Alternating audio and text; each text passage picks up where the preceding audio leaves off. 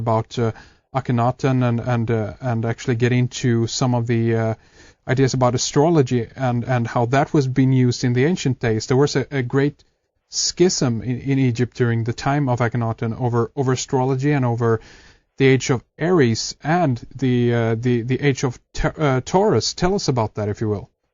Well, that's right. This, in fact, studying secret societies, this becomes extremely important, and this was brought out very, very well by Ralph Ellis in his book Jesus, Last of the Pharaohs, in which he had one section on astrology, what I would call astrotheology, and it had to do with the period of expulsion of Akhenaten and his Atenists.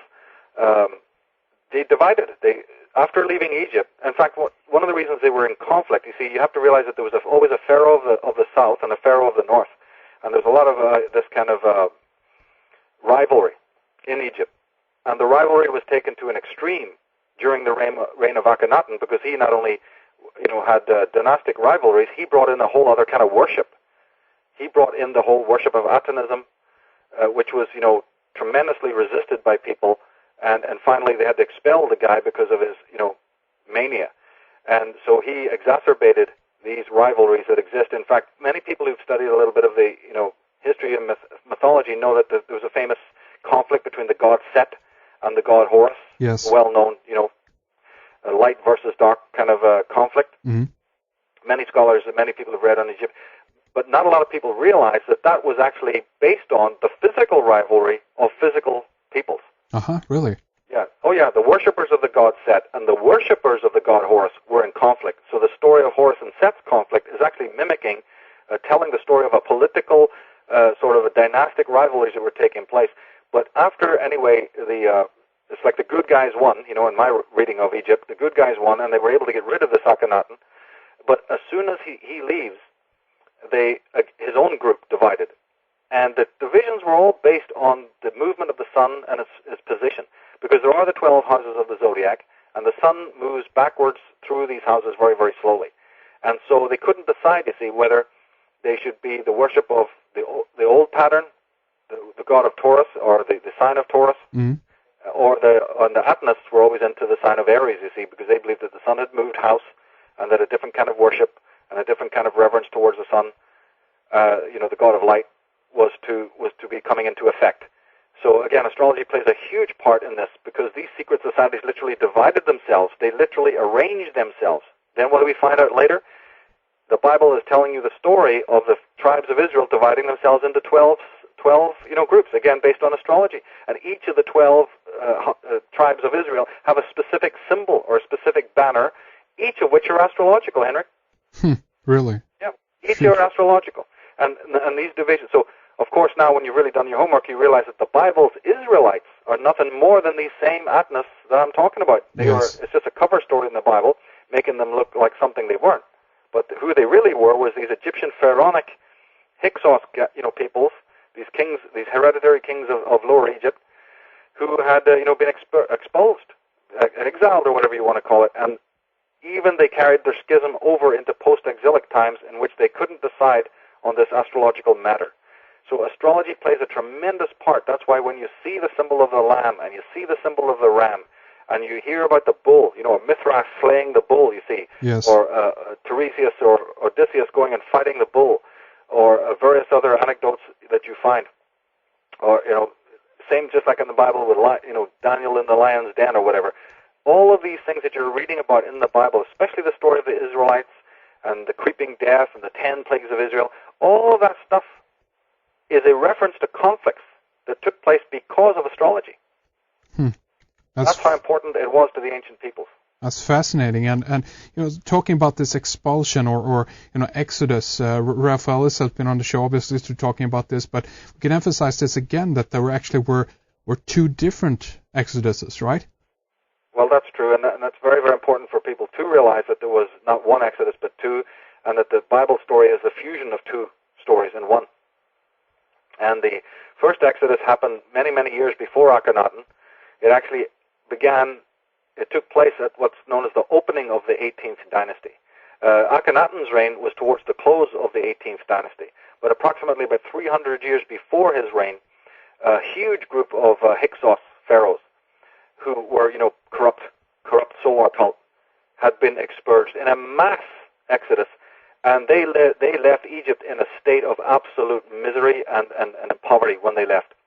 This is the famous exodus that is re-scripted in the Bible, with the so-called story of the tribes leaving. Yes. And how they were able to take oxen and camels and gold and all this stuff. Of course, that makes lunacy of the story that there were slaves in Egypt. How can slaves in Egypt be taking all this wealth out with them? You know what I mean? So you've got big questions there about that. But even leaving that aside, that was a gigantic exodus in which these people leaving Egypt basically looted it and burned whole cities to the ground and stuff like that. Then 300-400 years later, you've got Akhenaten being kicked out in a secondary, much smaller, but very, very significant exodus. My work picks up from that because the exodus of those people is signified a great deal of importance for Ireland's history, because they didn't just vanish into the Palestinian desert like we're told and just disappear off the face of the earth. These people who were exiled made their way west, and part of that process, it took several hundred years, but the descendants of those Atenists being kicked out of Egypt actually ended up in Ireland and are a key part of Ireland's mythology. And I'm the first person to deal with that connection and show how these Atenists from Egypt came in to continue to destroy, and are very much involved in the persecution and destruction of the Druids, in fact. I think that this is a good place to run things up here for our first segment, Michael. So let's take a short break here and continue then our conversation. We're going to get into a little bit more later on here what it all means, basically, that we should remind ourselves what these historical anecdotes has to do with today's world. We've talked a little bit about the background of astrology, of course, how this connects with psychology and how this is being used today. We're also going to talk more about the Hyksos, the pharaohs, the Israelites and Judites of the Bible, and obviously the Scythians, and this will lead us into fascinating areas like the Atenists, the Templars, and even the Knights of Malta. And obviously also I do want to ask Michael a little bit later on about the fight that has been going on between these two sides that you mentioned, Michael, that this is basically between an old astrological age and a new one coming in. And I want to ask you a little bit later if this is reflected in any way what is going on today in the world, if there's a new and an old world order. Is that why they're using this terminology, Pisces versus Aquarius here? Fascinating. We're going to get into a little bit of that later on here. But in closing, and to round things up for this segment, Michael, mention your website and how people can get a copy of your latest book, Astrotheology and Sidereal Mythology. Oh, absolutely. They can just go to my main website, michaeltsarion.com. That's a navigation page. They'll be able to see the astrotheology.net link. Or they can just go astro-theology.net or .org and go straight in there to the website. There's excerpts. There's links to previous interviews and a lot of source material, a lot of free material there so people can get into this. I'm having a DVD coming out on astrotheology in a couple of weeks, which will be another companion to both this astrotheology book and to the Irish Origins book, so people can look for that, keep in touch, or email me for data information on that.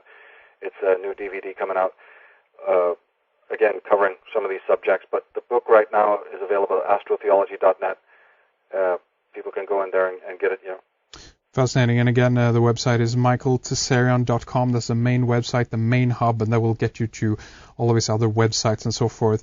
Thank you very much for listening out there. Do join us in the member section for this segment. Thank you very much, Michael. Stay with us. We'll take a short break and we'll be right back. Let's build a stairway to the stars and climb that stairway to the stars. With love beside us to fill the night with a song. We'll hear the sound of violins out yonder where the blue begins.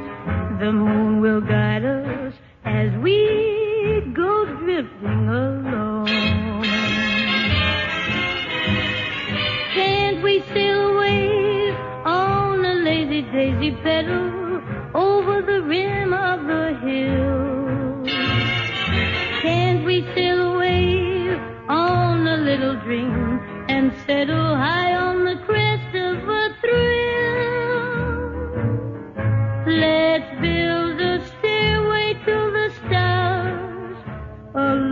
lovely, lovely stairway to the stars. It would be heaven to climb to heaven with you.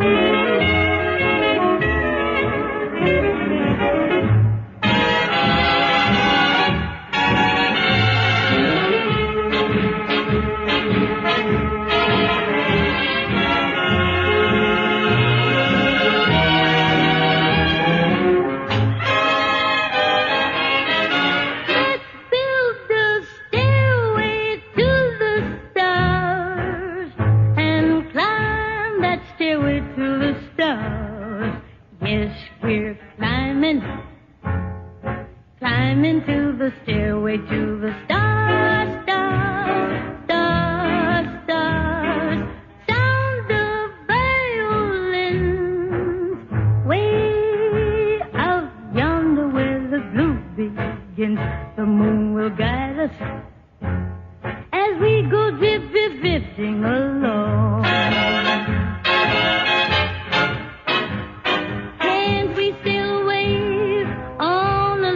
Daisy pedal over the rim of the hill. Can't we still wave on a little dream and settle high on the crest of a thrill? Keep building a stairway to the stars, a lovely stairway to the stars.